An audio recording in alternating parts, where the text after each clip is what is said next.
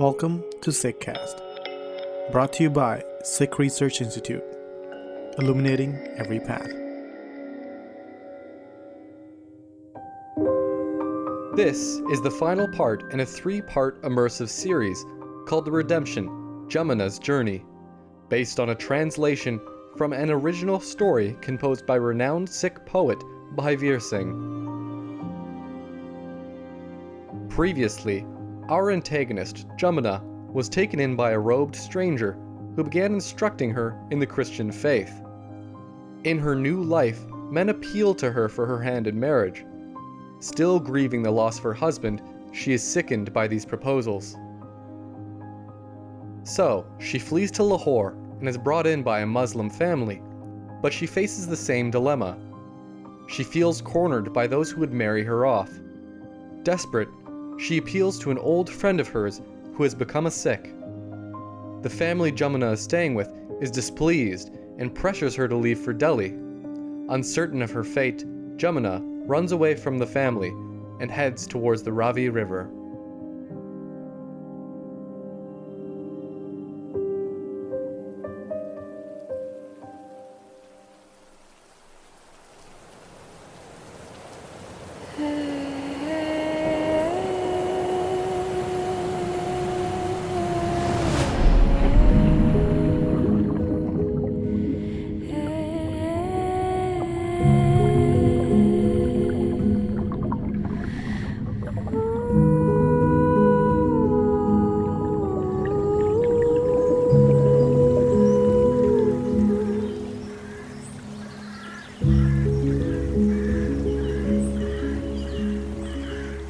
Dawn is just breaking.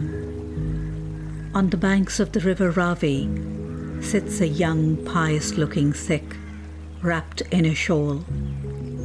From time to time, tears roll down his handsome face as he recites the Sukhmani Sahib. His eyes at times close in ecstasy and then reopen. His recitation creates an atmosphere of serenity and sweetness. The breeze is gentle as he watches the rising sun. A floating body in the river stirs him from his concentration. Immediately, he throws off his shawl, jumps into the water, and drags the body ashore.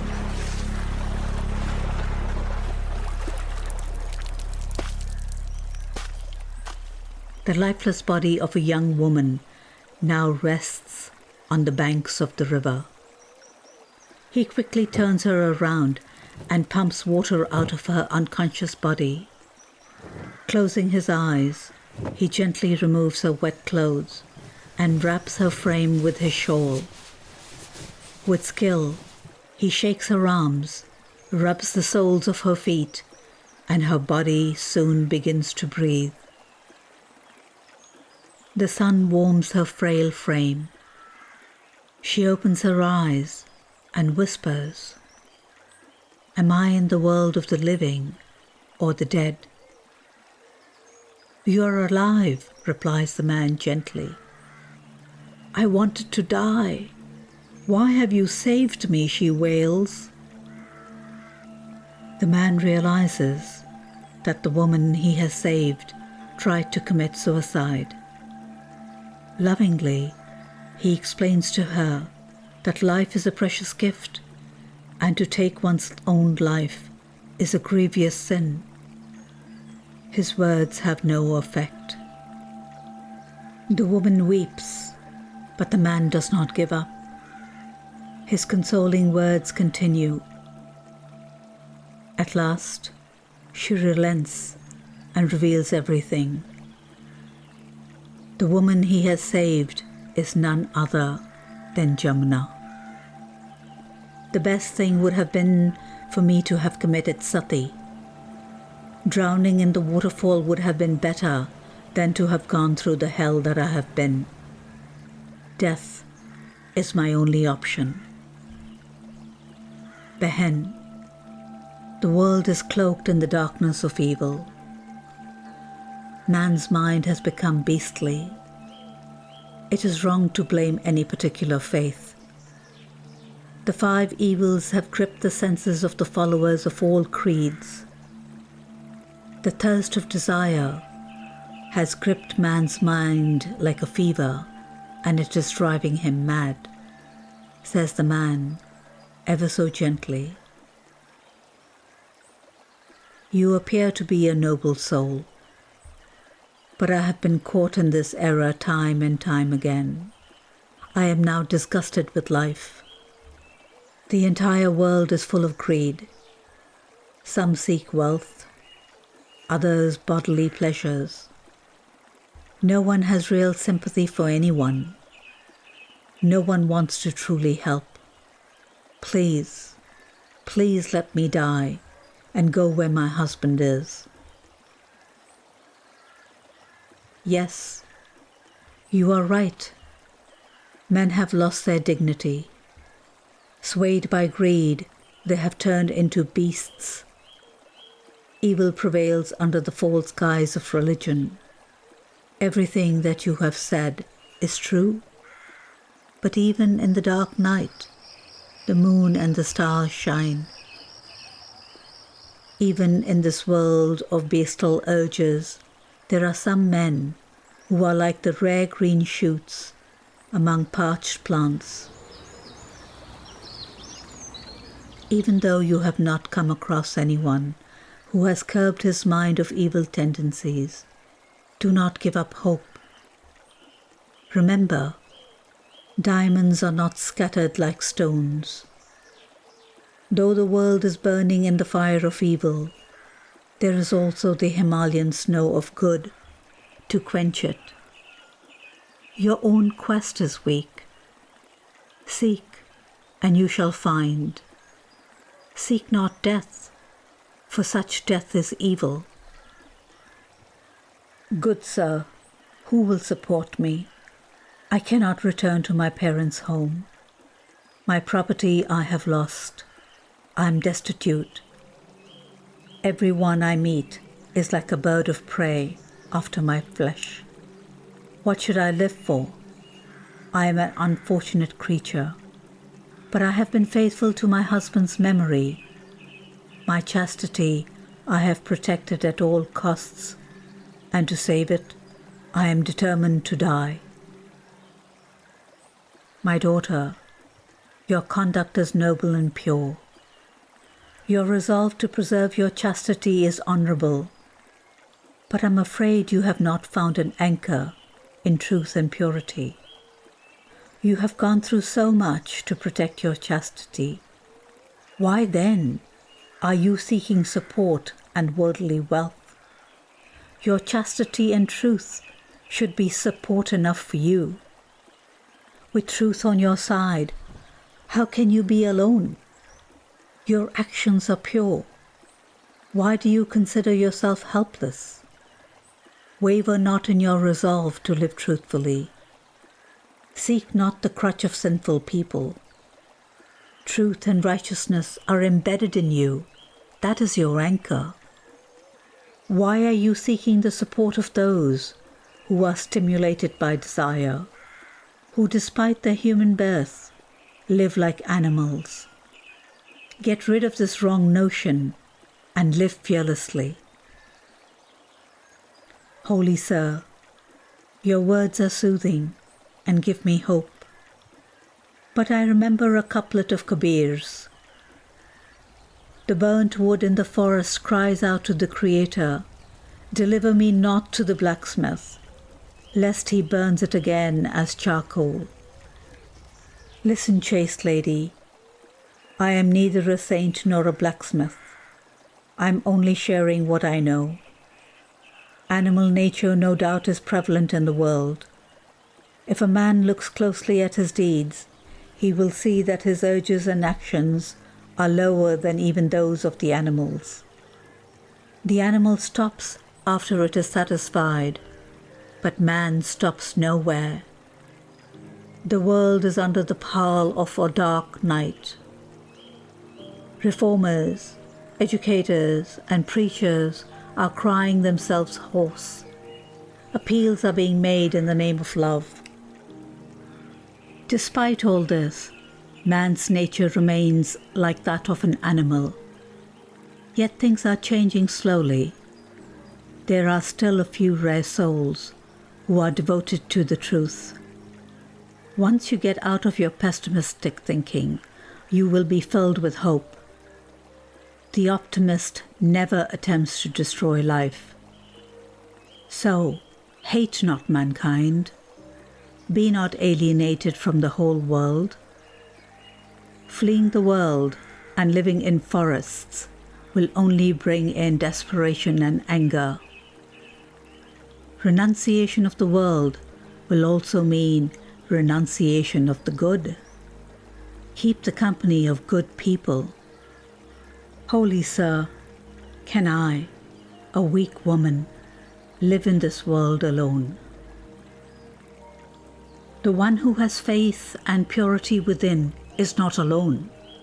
The One is always by their side. I understand what you are saying, but I am not totally convinced. Maybe my faith is not that strong. I do not feel the protection of the Creator. How have you kept faith in your departed husband? My faith in my husband is there, though I cannot explain it. Your words have brought joy to my heart and have encouraged me, but I am still shaky. As you have faith in your husband, similarly, put your faith in the Creator.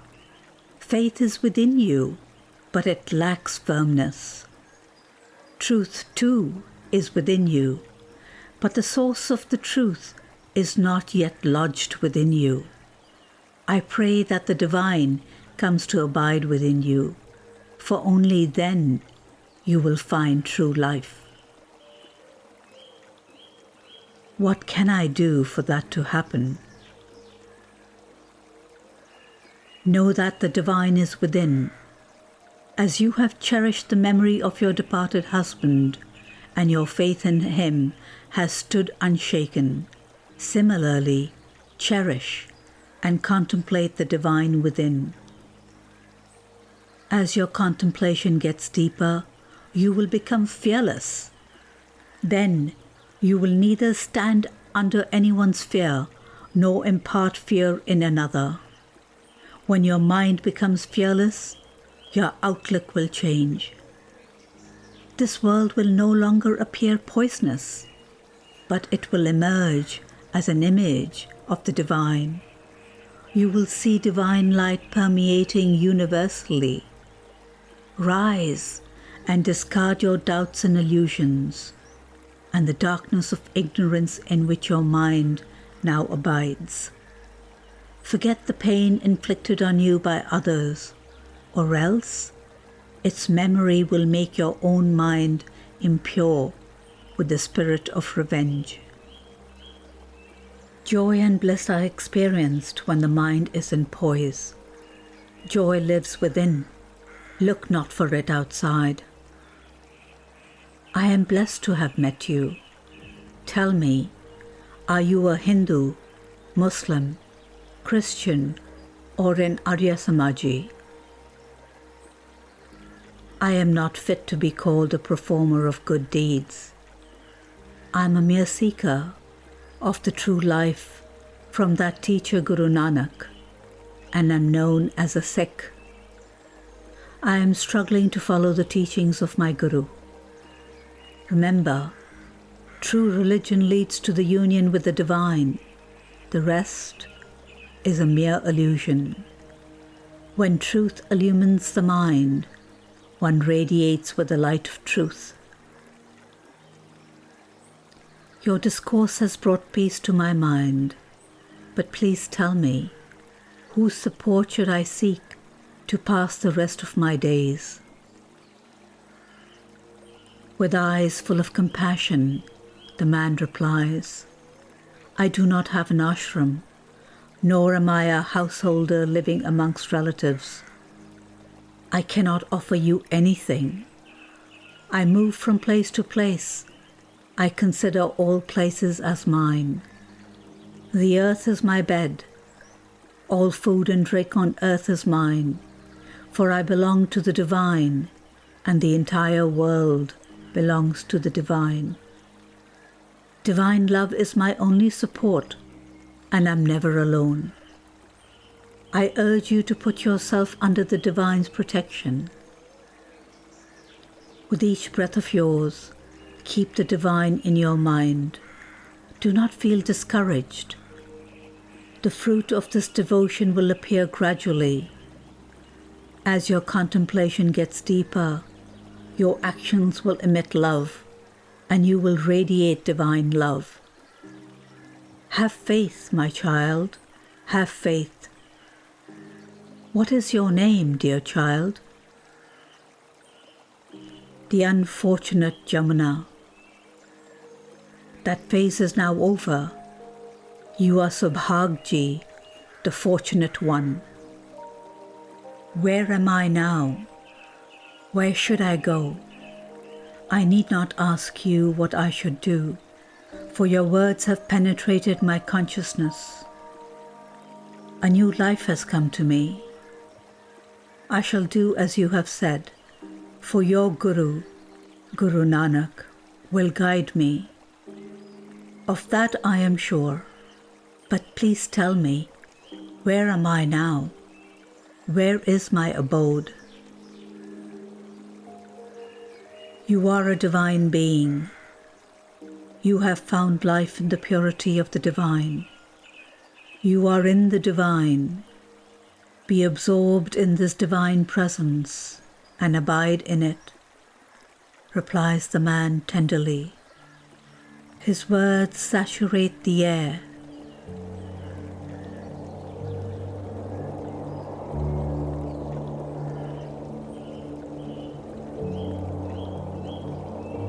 Subhag's eyes close. Waves ebb and flow. Her awareness remains. She opens her eyes only to see that the man has disappeared. Time seems to have come to a standstill. Her eyes close once again. The echo of Vaheguru begins to resound within. Divine intoxication floods her every pore, and she is totally immersed. The afternoon sun is beginning to set. A tall peasant woman stands in front of Subhag with a bowl of milk. Good lady, in the name of the divine on whom you are meditating, please drink this and grace our simple home. Your presence will purify it. The abode of the divine is all-pervading. I abide in the divine, utters Subhag with love. Daughter, you radiate divine presence. Trust me, and please come to bless my home. Mother, I will come with you, replies Subhag.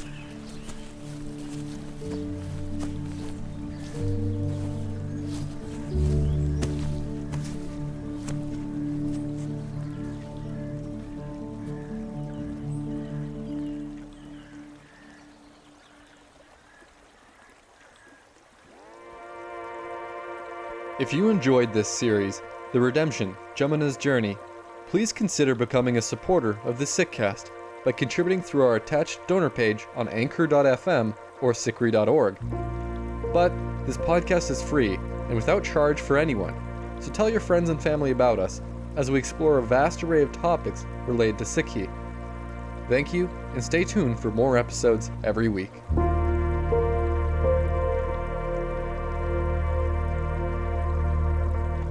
You are listening to SikhCast by Sikh Research Institute, illuminating every path.